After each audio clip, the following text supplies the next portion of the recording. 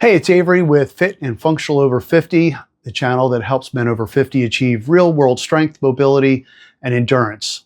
In this video, I'm going to show you the 4 tools that I use in my workouts and how to choose the right ones for you. These are the same 4 tools that I've been using for years to help me stay strong, mobile, and capable into my 50s. You won't need a gym full of equipment. You won't need to spend a ton of money on equipment. You just need some versatile tools to help you train your body the way it was meant to move. Let's go through them.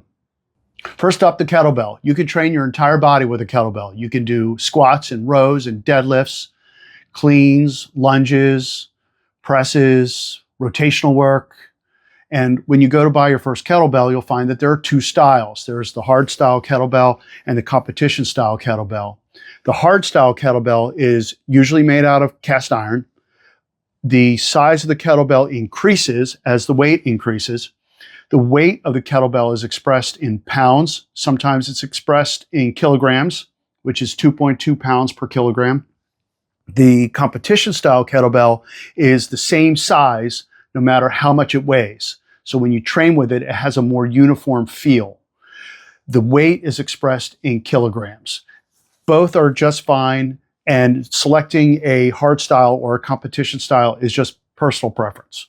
If you're new to kettlebells, for men over 50, I would recommend a 12 or a 16 kilogram kettlebell, depending on your current strength and your experience.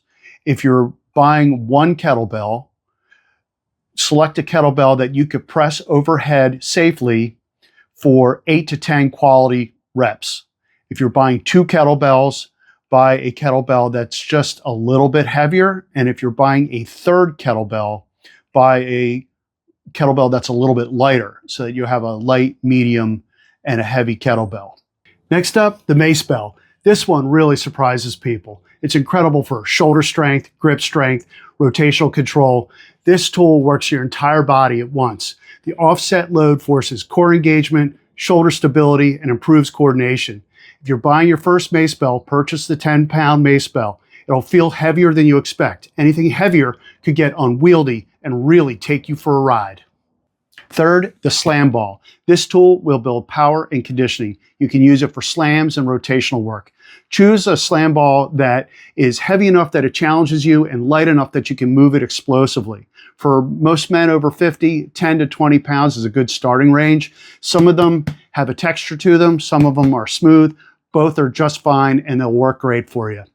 And finally, the sandbag. This is probably the most functional tool of them all. Sandbags shift. They move. They don't behave like balanced gym equipment. And this instability forces the body to recruit muscles and joints that build overall strength, total coordination, and core engagement.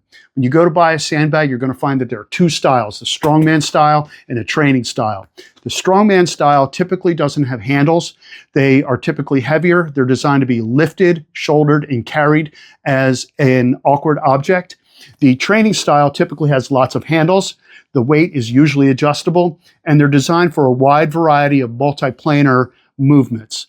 When you go to buy a sandbag, the most practical one is probably the training sandbag. And for men over 50, I would recommend 40 to 60 pounds. That will probably work just fine for you.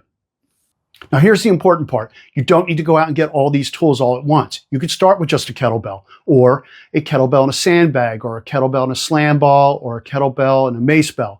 These tools train all 7 fundamental movement patterns: push, pull, hinge, squat, lunge, rotate, and carry, plus all 3 planes of motion. Now that's training for life. Everything I program on this channel uses these tools because they build strength that translates into real life, like carrying groceries, lifting luggage, playing with the kids, doing yard work, doing the things you enjoy. In the next video, I'll explain the 7 fundamental movement patterns and the 3 planes of motion and explain why and how we train the body as a complete system. If this video has been helpful, please give it a like and drop a comment letting me know what tool you're using first. Let's stay functional.